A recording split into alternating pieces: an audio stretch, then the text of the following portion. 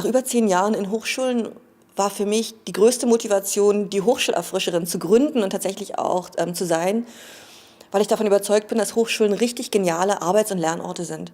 Und wenn ich aber Montagmorgen in Hochschulen komme, dann sehe ich ganz selten leuchtende Augen. Weder bei Studierenden noch bei Mitarbeiterinnen und Mitarbeitern, Verwaltungspersonal, Hochschulleitung. Die Bandbreite ist groß.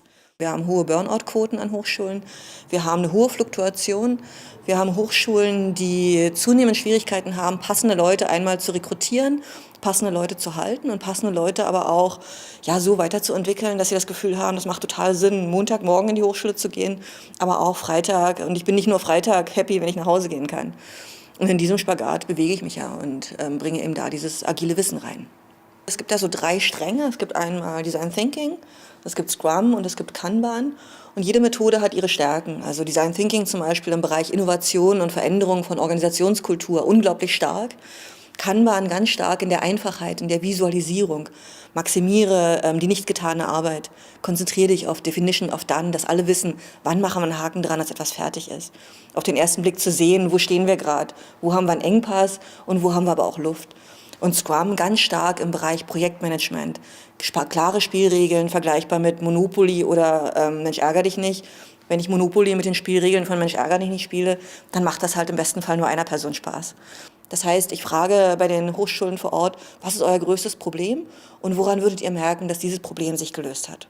Und dann mixe ich den Methodenkoffer und bringe die passenden Sets mit. Design Thinking starten wir immer, dass wir genau drauf schauen, was ist jetzt wirklich das Problem, worum geht es?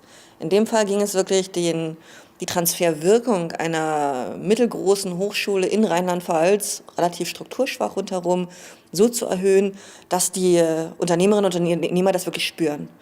Das heißt, so haben wir gestartet, haben Interviews geführt und in diesen Interviews geht es darum herauszufinden, was ist der Lustfaktor, wann leuchten die Augen von den Forscherinnen und Forschern, wann leuchten die Augen in der Unternehmerwelt und dann aber auch zu schauen, und wo ist der Frustfaktor. Und in diesen Frustfaktor, da gehen wir rein, um herauszufinden, was ist so dieser Knackpunkt.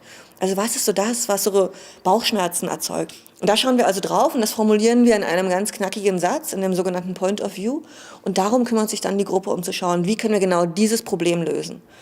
Und das hat die Gruppe gemacht und hat dann einen ersten Prototypen entwickelt, den wir dann vorgestellt haben. Auch hier eine große Stärke von Design Thinking, ganz früh einen Prototypen zu haben, den wir früh zeigen können, wo wir dann das Feedback bekommen, was findest du daran schon gut und was brauchst du aber noch, damit deine Augen leuchten. Das haben wir also getan und haben aus diesem Feedback heraus den nächsten Prototypen entwickelt, der jetzt gerade in der Testphase ist. Im Ministerium liegt der gerade. Wir prüfen also, was können wir daraus weiterentwickeln, was können wir wirklich auf die Straße bringen. Das ist also jetzt auch gerade ein Video in der Entstehungsphase, um dann im nächsten Schritt wieder zu gucken, hier Unternehmerinnen und Unternehmer, wäre das etwas, könnt ihr damit was anfangen und was findet ihr daran gut und was braucht ihr noch? Und das entwickeln wir so lange, bis wir den Knackpunkt gelöst haben.